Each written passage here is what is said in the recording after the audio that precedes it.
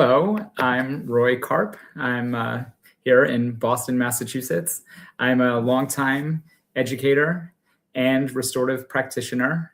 And this is the story of how restorative practices helped me navigate a very challenging time in my life after my daughter was born very prematurely and had complex medical needs. So let's get started. The story really begins, it's actually three stories. The stories need some context, and the context is the very premature birth of my daughter, Lucy, in June of 2014. She was born over 3 months early. She was 1 pound and 6 ounces, 1 foot long, 12 inches long, and required a tremendous amount of support, mostly oxygen support, and to help her lungs grow and develop. We had a long stay in the Beth Israel NICU in Boston, almost 5 months. And there's a lot of stories in that time frame, but I'm not going to share those. But what is important to know for the stories is when she came home from the NICU, she really still required a tremendous level of support, really the same actual supports that she was receiving in the NICU, we had to provide at home. So she still required 24-hour-a-day oxygen through a nasal cannula. She still required 24/7 pulse oximetry, which monitored her heart rate and blood oxygenation levels. And she was given a surgically implanted gastrointestinal tube, G-tube, and was fed exclusively by a feeding pump. So we had all that medical equipment in the house, and it was highly stressful. And we no longer had 24/7 medical staff. We became the medical staff, providing a lot of medications, I think like a dozen different meds, and engaging with home care nursing, which was a tremendous help and support. We could not have gotten through it actually without that support, that state supported by way taxpayer supported support of nursing. And I'm going to share 3 stories through those that occurred during those first couple of years as parents.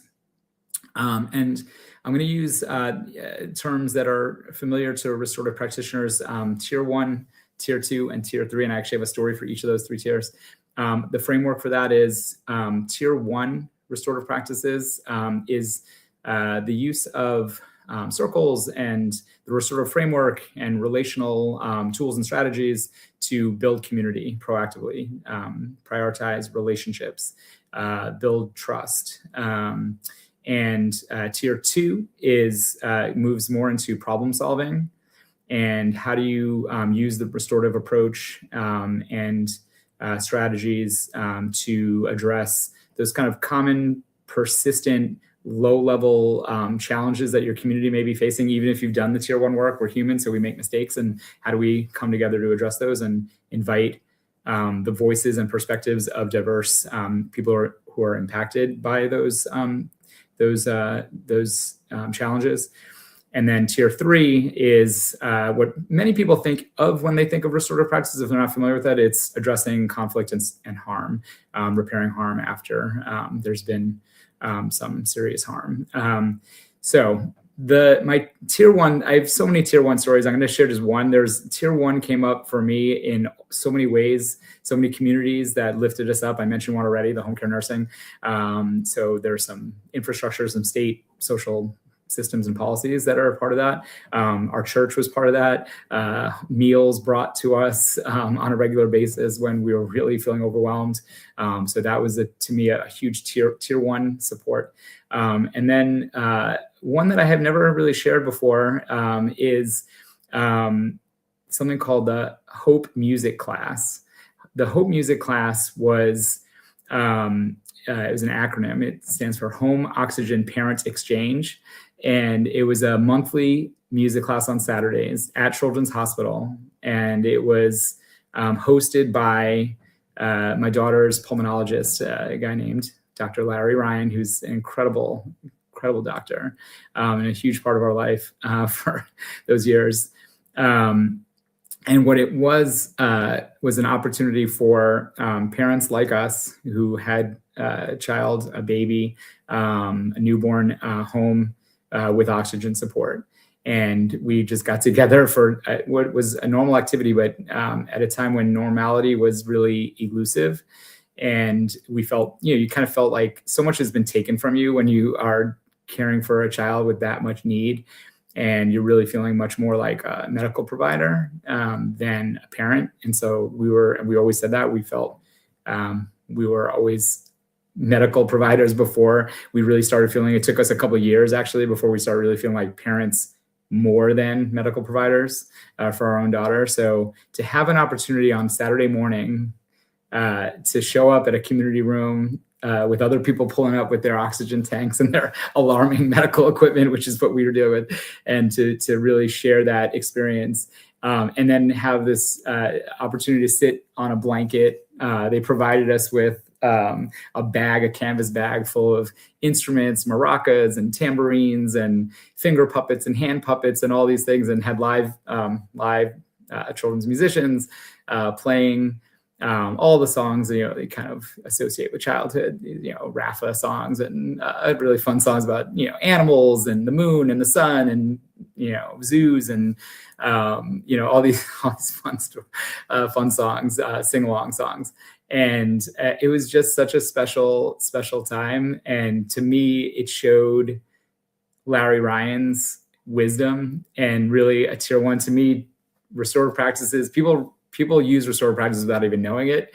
So he was doing tier one work, even though he may not have framed it in that way. But if you're trained in the practices, this is someone who's really building community. This is someone who is prioritizing relationships. This is someone who is building trust and providing something that was so needed for us. And it was special. It was a really special time. We had guests coming from out of town visiting, like my mom and my sister. And of course, they visit on the weekend. So we'd say, oh, you're coming on a Saturday where we have Hope music class. You can come with us. And they still remember, the Hope music class, because it was just such a special, challenging time of our lives. But that was like a special opportunity for us. So I've got a couple pics to back up these to sort of give you a picture. If Melody, if you could put up the first picture, you could just see this is this is Lucy at this is like the first photograph we have of her. This is like day one of life. She's 1 pound. Most people have never seen a 1 pound, 6 ounce baby. It was a scary time, really scary time. So the next couple, I have 3 more pictures. We call this series A Girl and Her Pulmonologist. There's Dr. Larry Ryan with Lucy at 2. The next one is Dr. Larry and Lucy at 5, just before COVID. And this is Dr. Larry and Lucy after COVID. I think she's about 9 there. And then the last picture is the most recent. This is from like this winter, so maybe a few months ago. She is a 6th grader, 11 years old, almost 12, and thriving and doing really well. And no longer has an oxygen. Obviously, that we did that for 2 years. No longer has a feeding pump or feeding tube. We did that for 8 years. Took us 8 years to teach her how to eat food by mouth, and she does. She loves food now, but it took a lot. It took a lot to teach her that skill. So. All right, moving to tier 2, again, put yourself in the context of that very stressful time in our lives.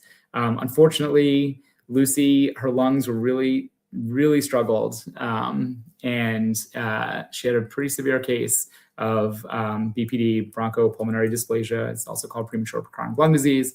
And after 141 days in the Beth Israel NICU.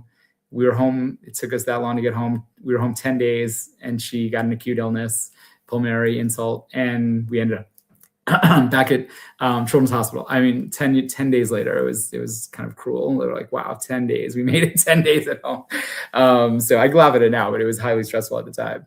And we had a number of admissions. We were in and out of Children's Hospital that whole winter. They call it preemie prison, your first winter at home with your micro-preemie. And it was a rough winter. It was hard. It was a lot of snow that winter too. To the winter of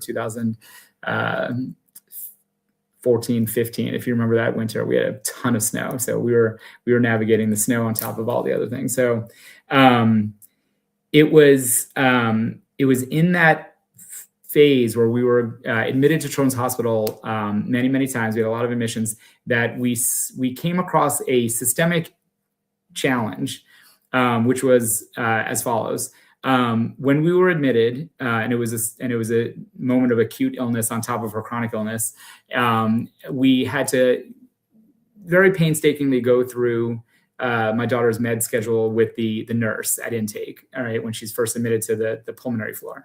And she was on a lot of different meds. The meds, there was one particularly tricky one that she was on called theophylline, and it would really throw her off quite a bit. We had to do blood work to make sure her blood levels were at sort of right levels. And the Dr. Larry had created a very specific med schedule for her that with diuretics and steroids, and everything had to be balanced. It was this like little dance of meds. So we would tell the nurses, the med schedule down to the minute. And they would put it into the computer and with times, very specific times. So we could match the hospital could match what we've been doing at home. And then the resident would invariably, this happened to us once, where the resident came in and put the orders in to the pharmacy, because the nurse can't put in orders, the doctor has to. So the resident would put in the orders, and the orders, he would put them in as default med times, the Children's Hospital default times, which were not the same as the ones that she needed. And to the point where that actually was a mistake. Like there were drugs given at the wrong time that would actually really throw her off, and was a significant health risk and safety risk. And it happened once, and we brought it to the attention of the hospital, and it was fixed in the moment. But then, like the next admission, like several months later, we had another admission, and we could see the same mistake was happening. But now we kind of got out ahead of it. We were watching a slow train wreck, happening. So we decided, okay, this is a systemic problem. It's not just like a fluke that this one resident did it. It was just like somehow the communication system between the nurses and the residents was breaking down on a systemic level. So I like to say we put on a restorative hat. We're not here to get anyone in trouble. We're not here to file a complaint, health and safety complaint. That's not what we're about. My wife and I has a very restorative mindset as well. We said we need to talk to the right people. We need to problem solve this. We need to bring people together into the room. And we did. We called a meeting, and they actually approved a meeting with us and the head of nursing for the floor and the head of the residents. And it was like, it was an interesting meeting because they didn't know, they could see that there was conflict between these two departments and their outlook. And, the head of the residents was saying one thing and the head of nursing was saying another. That's not really how it works. And we were kind of at that point a little bit taking a step back. It's like, it's a little bit out of our control, but they did work through it. They worked through this issue of how the meds are put in, and the residents, they said the residents were going to agree to pay attention to what the nurses were actually putting into the data system. They had all the data that they needed. They just had to look at it and use it to put it in the orders. So anyway, I like to think of that as tier 2 problem solving, bringing the people together into a room to have a conversation, an open dialogue about what needs to happen to improve systems. And usually it's about communication. In this case, it was definitely about communication. Now the tier 3 story involves, one of the really most challenging moments that we had as parents. And trust me, we had a lot of challenging moments.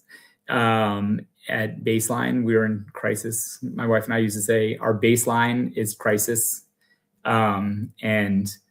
If she was acutely ill, we went into like extreme crisis. So that was it. We only had crisis and extreme crisis. That was our baseline. So we had a number of scary moments. And at probably the scariest moment that we experienced, I could say that without question, other than maybe her birth, was a time when she was acutely ill in the pulmonary floor. She was struggling mightily, and she was moved to what's called the ICP, the intermediate care program, which is a higher level of care, better ratios of staff ratios, higher level of nurses to patient, doctors to patient ratios.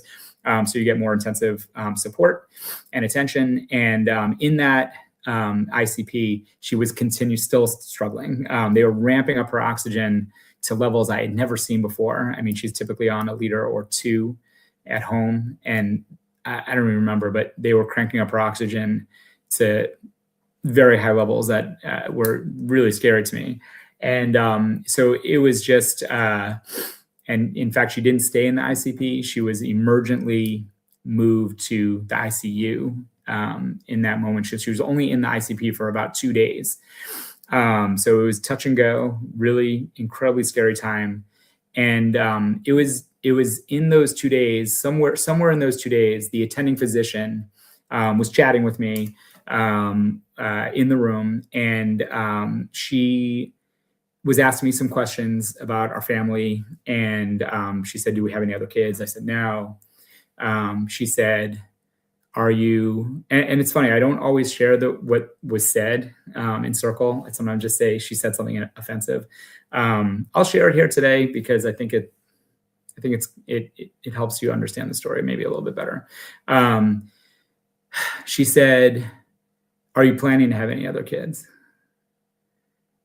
And the thing is, my wife and I did want to have 2 kids, but we're not able to because my wife's disease, she had preeclampsia, she had HELP, which is a disease of pregnancy. And it was too risky. You're at high risk of having preeclampsia again if you have a second child. So the decision to not have a second child was actually taken from us. So it was a bit of a pain point. It's very much a pain point, emotional pain point. And so the doctor, I said, "No, we're not going to have a second child." And she said, "Well, I guess after this experience, why would you want a second child?" And man, that I think at the moment, I didn't even know what to say. I think I just probably fake laughed, like, haha, like, it was like, wow, I can't believe she just said that. I can't believe she just said, based on the experience we had with Lucy, that we wouldn't want to have another child. So it was like just a hugely insensitive thing to say. It was a hurtful thing to say. And I didn't have time to really dwell on it because within 24 hours, we were whisked out of that unit, out of the ICP, and I didn't see that doctor again. Frankly, we were in a different unit. We were down the hall in the ICU, new attending physician, new nurses, new everything. And Lucy did survive.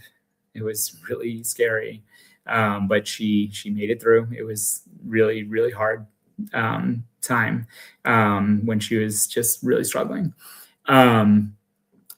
She did get better. She was moved down to the pulmonary floor. She recovered. She got over whatever respiratory illness was messing with her, and we brought her home again. And as you can see, she's thriving. So, it ends, all is well that ends well. But after we came home, that comment from the doctor was really eating away at me. And it was really, I was just so angry about it and so shocked by it, and just felt it was just such a heartless thing to say. And I really wanted to talk to the doctor about it. Now, I really, and my wife thought I was crazy. She said, "Just let it go. Let it go. Just don't worry about it. It's not worth it. We've got other things to focus on." And I said, "No, you don't understand. You can't, it'll fester. I'll be upset about it. I have my training as restorative practitioner.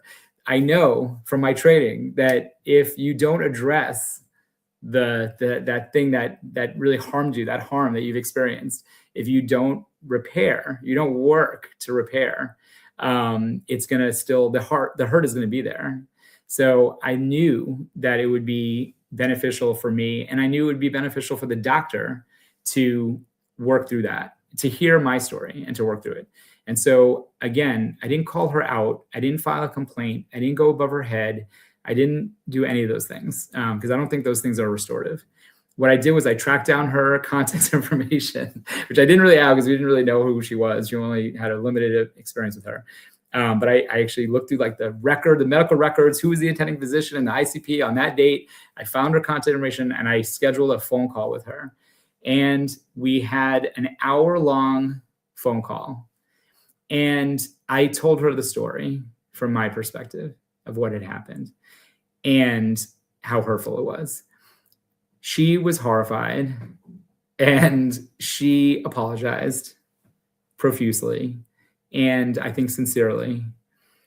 She thanked me. She said, I'm grateful that of all the people I made that comment to and made that mistake, it was someone who, she didn't use the word restorative, but someone who would call her in to her better self as opposed to calling her out or in some way. And so honestly, that part of the conversation, I always say, was probably about 10 minutes, 10, 15 minutes at most. And then she said, well, how's Lucy doing? How are you doing? And we spent the next 45 minutes just talking and having a heartfelt conversation. And honestly, whatever anger I had towards her, it was gone. It was just absolutely just gone. I had spoken my piece. And I actually liked her a lot as a person. It was just this one thing that she did that was a mistake. And so I knew she could learn from the mistake and grow from the mistake. Now, the coda to the story, I think, is actually the best part of the story. And I love sharing in my trainings, my tier 3 trainings, when I do tier 3 trainings. The coda is the best part. A couple months later, you're seeing the pattern here, all the admissions. A few months later, Lucy was admitted to the hospital again, to the pulmonary floor. It wasn't as severe an illness as the other one. She just stayed in the pulmonary floor. But upon arrival, after admission, who walks into her room as the attending physician was this same doctor. And I would say, if I had not had that reparative phone call a few months earlier, I would have been triggered. I would have been pissed off. I would have been absolutely not. We're not going to work with that doctor. Get another attending physician. I'm done with her. This is what people do. You cancel people, right? You cancel people that have harmed you, which is a natural response, natural trauma response. But it was the opposite. I actually had a warm feeling, a positive association with this person because we had repaired harm and we had a really positive conversation. She walked in the room and I give her a huge hug and it was sincere. I really was excited to see her. I was glad to see her. And she was glad to see me and Lucy and to have an opportunity to make up for the first interaction we had. And she was her attending physician for that whole stay. And so to me, it encapsulates so much about restorative practices. If you can approach conflict and harm with an open heart and a willingness to be a little bit vulnerable and call people in to their better selves. And trust me, when we're on the other side of that, we're on the receiving side, we're the ones who have caused harm, that's what we want. We want people to give us grace. We want people to give us the chance to grow and learn from our mistakes. So think about that. It's hard to think about it when you've been the one who's harmed, but if you've caused harm, that is what you want and need to grow. Those are my stories. Those are my 3 stories of how the restorative mindset helped me and my family through a very challenging time in our lives. Roy, thank you so much. This has been an amazing set of stories and over story as well. Thank you for sharing. I'd love to ask you some questions. For those who don't know me, my name is Melody Stanford Martin. I am the Executive Director of Restorative Justice Institute. Roy is a practitioner, is a member of our community of practice. And it's really, these stories are so cool because when we're talking about practitioner level stuff, we often don't get to hear the more personal side of this stuff. And it's remarkable, Roy, everything you shared for so many reasons. Just touching on a few things. First of all, that your family had been through so much. The phrase you use, baseline is crisis. I was like, and for years and years and years on top of that.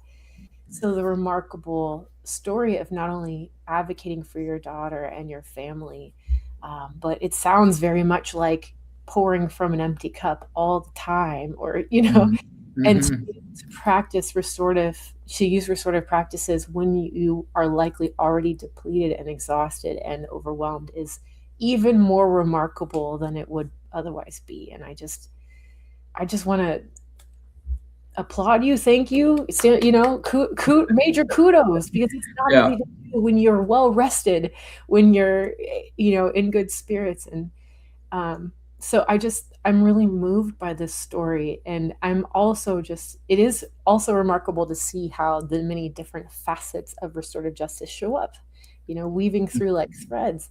Like you said, the tier 1, the community building and the resilience, the building new norms and offering opportunities to come together and charge the relationship with positive memories and positive things.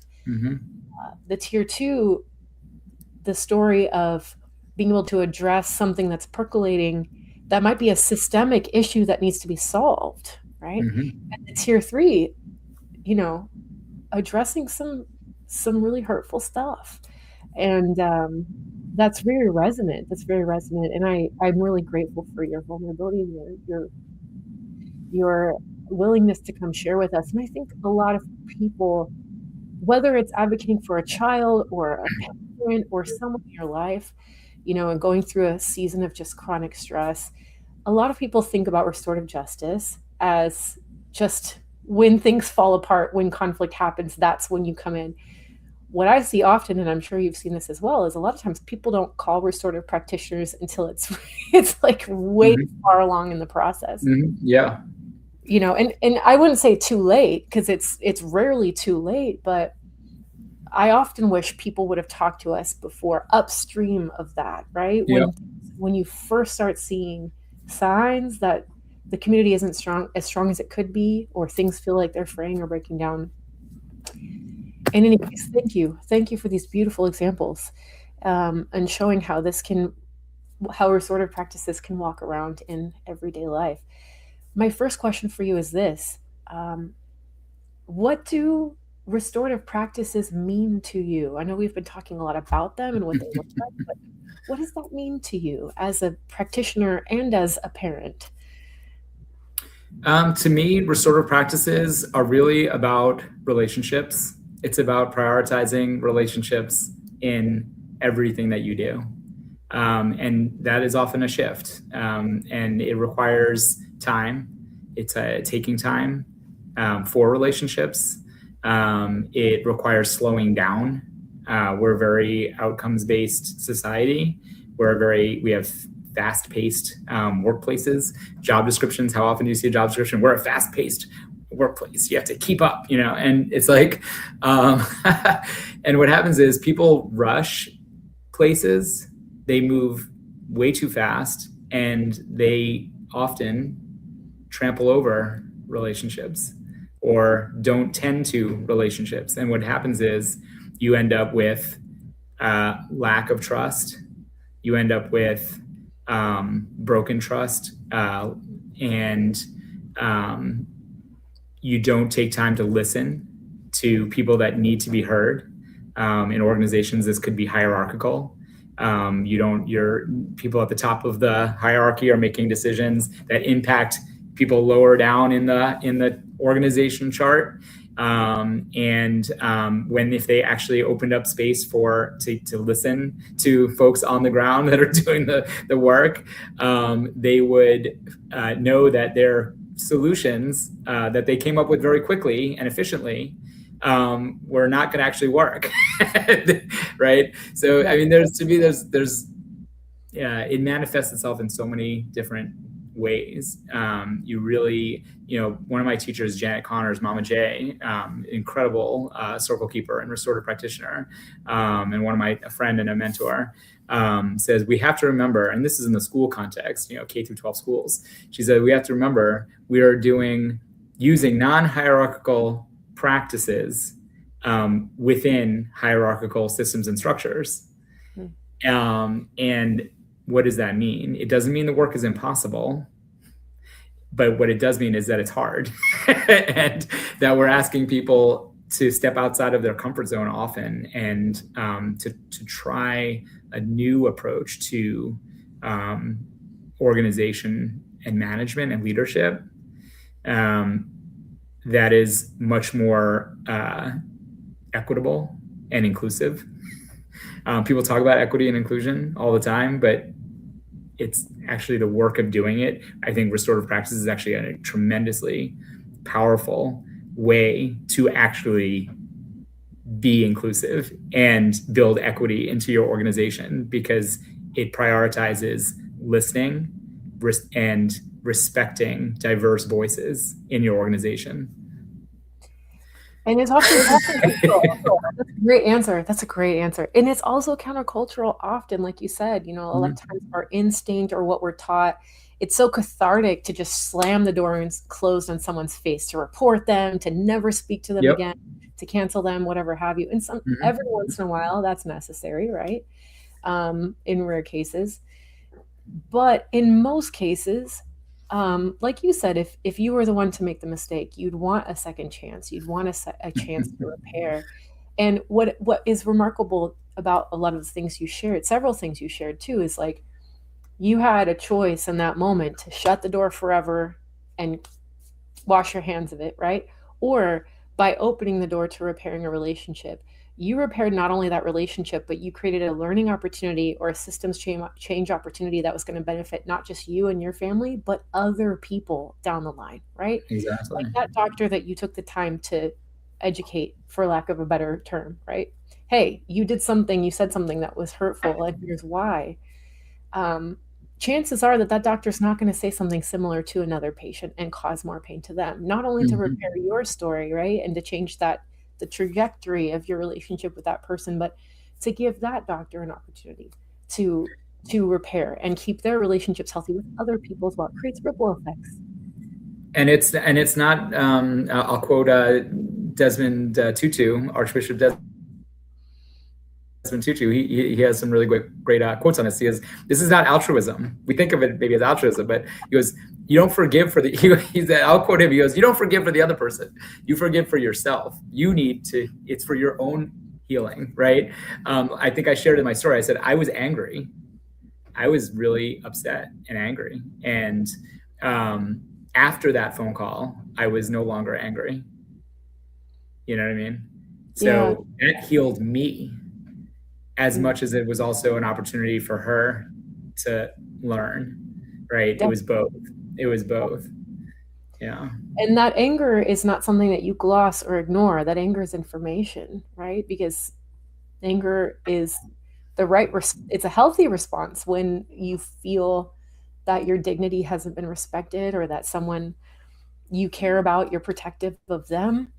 When an injustice has occurred, anger is a rightful emotion. It's just sometimes we let it run the show and we let it rule us and rule our decision making. So that's a beautiful example of how restorative practices can help us use that information to bring balance and positive forward emotion. Yeah, that's wonderful. Yeah, one of the things we teach in the tier 3 training is the restorative approach to conflict. Most people think of conflict as negative. We do this in the trainings. I say, what words come to mind when you hear the word conflict? And they're always negative words. Once in a while, I see someone put a positive word, but 99% of the time it's anger, distrust, frustration, all these things, right? But if you are using a restorative model and taking a restorative approach, conflict is actually neutral. But how we respond to conflict can either be negative or positive. We could either end a relationship and burn it to the ground, which actually doesn't solve anything. Or we can address the conflict with an open mind, open heart, and call people in to their better selves, not calling them out. Call ourselves into our better selves. Exactly. Yeah, our own better self. Yeah. Exactly. And not shaming them. And then you can move to a place of, from shame to pride. I think this is a really interesting psychological dynamic of restorative practices that is really important. This idea that, shame, this is kind of John Braithwaite, right? Which is, shame is not inherently bad either. It's kind of parallel to conflict, right? Shame, you don't want to shame someone, but what does that mean? If you have harmed someone, you should feel bad, right? If you don't feel bad, you knowingly harm someone and don't feel bad, that's sociopathic, right? So, so actually feeling a sense of like, oh, I made a mistake and I hurt someone, is actually not a bad thing. But what you can do, John Braithwaite talks about integrative shame versus stigmatizing shame. If you would say to that person, yeah, once again, you've proven what an awful person you are. You're like, right, talking about the person versus, hey, you're a great person. We love you. We care about you. You're an important part of our community. You're an important part of this organization. But when you did this thing, you made this choice, used these words, did this action, you harmed the community or you harmed this person or both. We want you to learn from that. We care about you. We need you to learn from that so you can stay a part of this organization. Or if it's a student in a K through 12 setting, so you can be a part of our community. Kids often misbehave, and behavior is communication, right? So kids that misbehave, they're sending a signal, I don't care about this community often. I don't want to be a part of this community. If it's especially like graffiti or theft and things like that happen often in schools. But the old model of suspension, expulsion, you're actually reinforcing that. You're actually saying, yes, you're right, you don't belong. We're going to actually kick you out. Yeah. So the restorative approach is the opposite. It says, you're giving us all these signals that you don't want to be a part of the community. You're not following the norms of our community. We need you to be a part of this community. We want you to be a part of the community, and this is how that's going to happen. And you actually bring people, this like staircase of accountability. You bring them from a point of shame to a point of pride, because when people actually start taking responsibility for their actions, they actually feel proud of themselves, and they should. Yeah. There's this whole psychological dynamic to the work that we do. Absolutely, psychological, neurobiological. It's very interdisciplinary, and I love talking to you about this because we nerd out on all this stuff. So let me ask you, Roy, how did you come to this work of restorative justice? And did you ever think in your wildest dreams when you were training in this, that this would become so helpful in your personal life in walking alongside your daughter? Absolutely not. Good question. I came to this work as an educator. I was doing work at a school called Social Justice Academy, and I was at the time invested in promoting democratic education and teaching kids how to be good democratic citizens. All right. And so that was the framework that I approached this work from. It was basically civic education. And that's maybe a little bit unique, because I don't think a lot of restorative practitioners necessarily entered the work from that particular entry point. So there I was teaching a law and justice class to high school students. And after school, there was a circle led by law students from Northeastern University School of Law. Kudos to them. They had something called the Society for Restorative Justice, and they would come once a week to the school after school and do a circle. And I was invited to join this circle. And this was like 2000. It was like 2006. It's like 20 years ago. And so I was just an observer. Not observer. I was a participant in the circle. I was a member of the circle, but I wasn't running it. I had no idea what it was all about. And quite frankly, it blew my mind because here were the same teenagers that I was working with in my law and justice class. And I could see them really taking responsibility for the community and working together, because the circle gave them a voice and an equal voice to the adults. It was like we were all equals. It was I never seen anything really like it. And I thought, oh my God, this is the how. I have the what. The what I knew. The what was we need more democratic schools. We need more student voice. That was what I was passionate about. And the circle was the how. It was like, now I have a way to do this that is meaningful and highly engaging. And anyway, from that point forward, I started incorporating circles pretty much in everything that I did as a teacher. And then I got trained, and I was trained by Carolyn Boyce Watson at the Center for Restorative Justice at Suffolk University, and people like Janet Connors, who I mentioned earlier, and frankly, the students, learning from the students. They were great teachers, and we did some really cool stuff back then.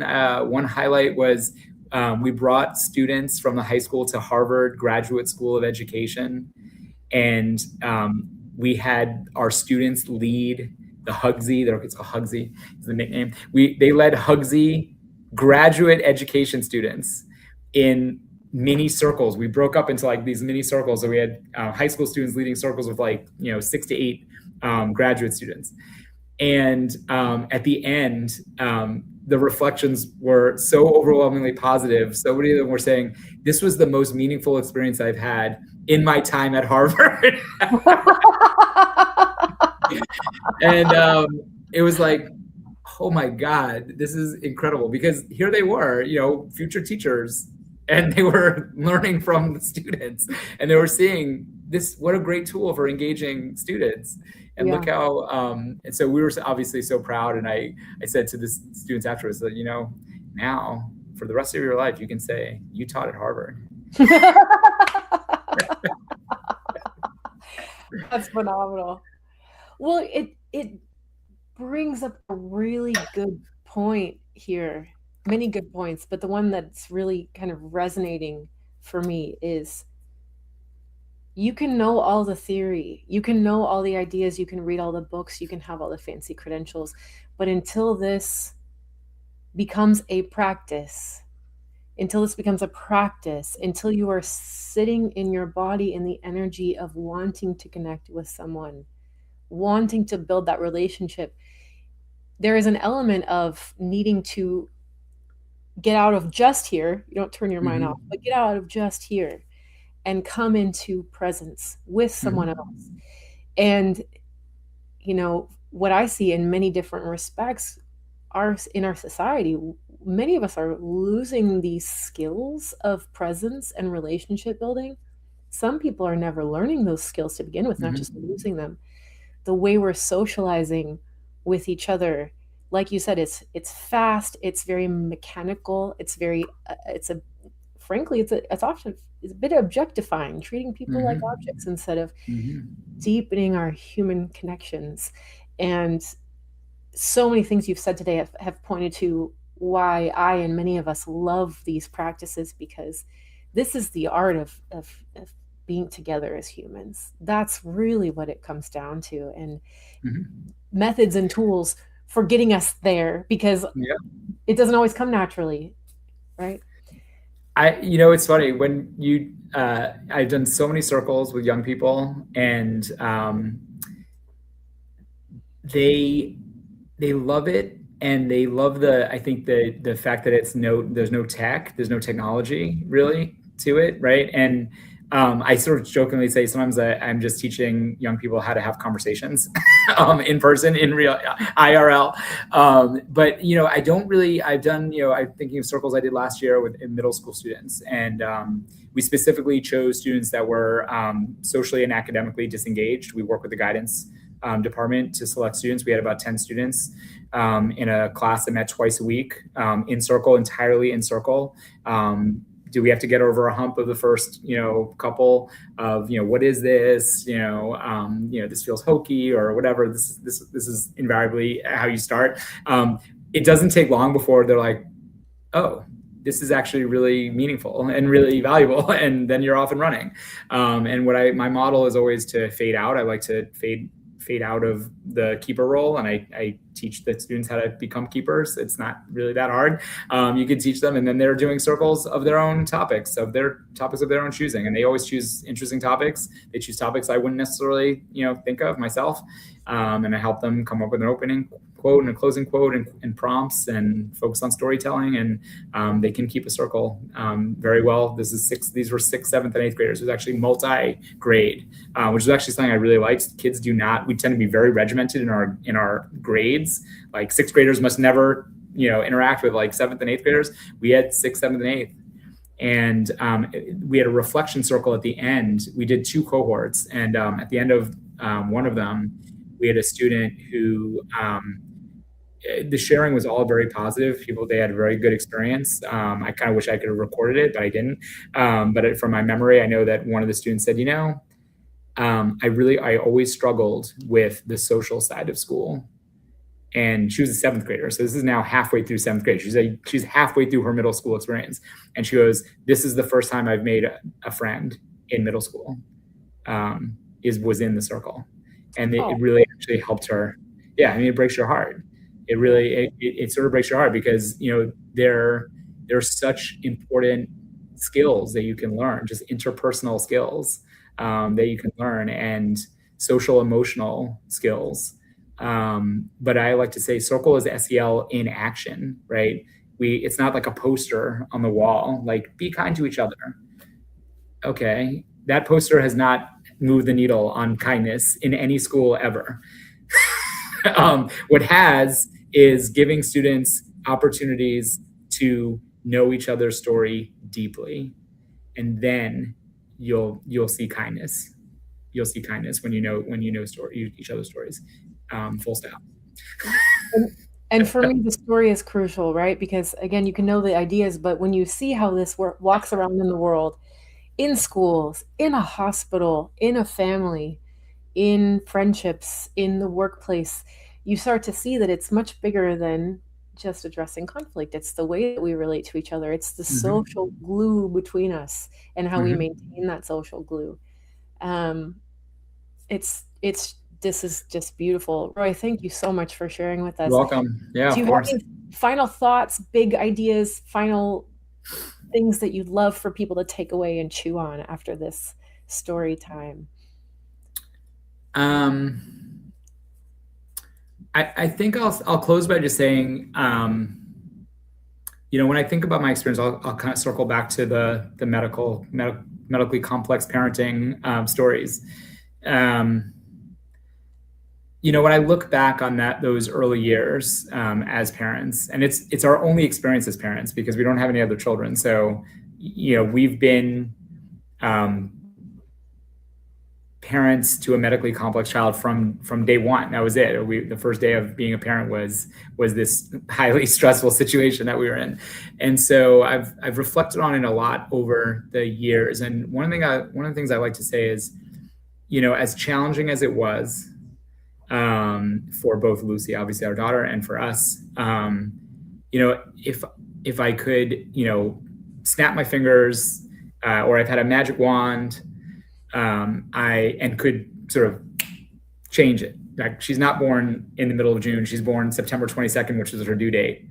And we, had a normal, healthy pregnancy and birth, et cetera. No oxygen, no feeding pump. No pulse oximeter, none of those admissions. I wouldn't do it. I wouldn't change it. I wouldn't take that bet kind of thing. And the reason is the people, the relationships, right? There'd be no Dr. Larry. There'd be no Rena, who is one of her home care nurses, who is a third parent to our child. And we've maintained a very close friendship with.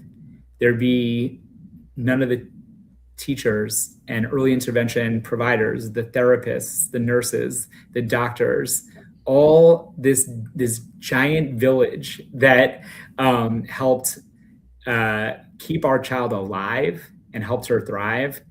If you were to snap your fingers, all those people would go away. All those relationships would go away. And I would never trade that. I would never trade it. not for the world, right? And so that to me is really the broader picture of restorative practices, how navigating this time in our lives, I could know, yes, I think before you said, your cup was empty, and I think you meant we were tired like all the time, which we were. Yeah, but in a way, like, yes, that's true. In some regards, like our reserves were tapped, like we were exhausted, and it was like 24/7 stress.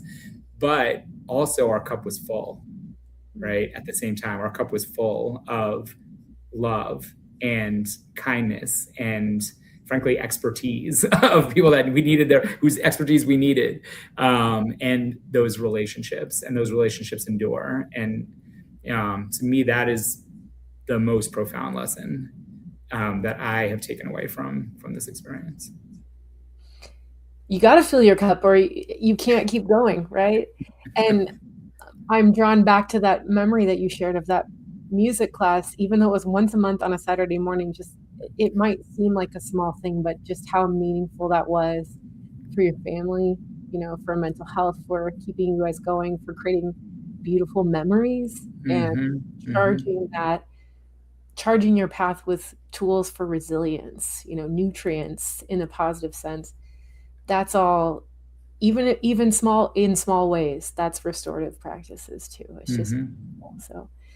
Thank you so much for sharing with us, Roy. I'm very grateful for it. You're welcome. I'm very grateful to hear your story. And thanks for the opportunity. I think restorative stories is such a great idea. I think we need to get more of them recorded. So let's keep going. Thank you for the opportunity. Yes, and if you're watching and you have a restorative story for how restorative justice has shaped your life, your work, we would love to broadcast your story. So please get in touch with us. Also, Roy is a member of our community of practice. If you appreciate his perspective, and you can be in touch with him to possibly do trainings or facilitations or circles or coaching with your school, your parent group. There's lots of opportunities there as well. So feel free to reach out to us anytime. And let's keep it coming. Let's keep spreading this beautiful, beautiful message and very human practice of restorative justice. Thank you all, and we hope you have a great rest of your day. Thanks, everybody.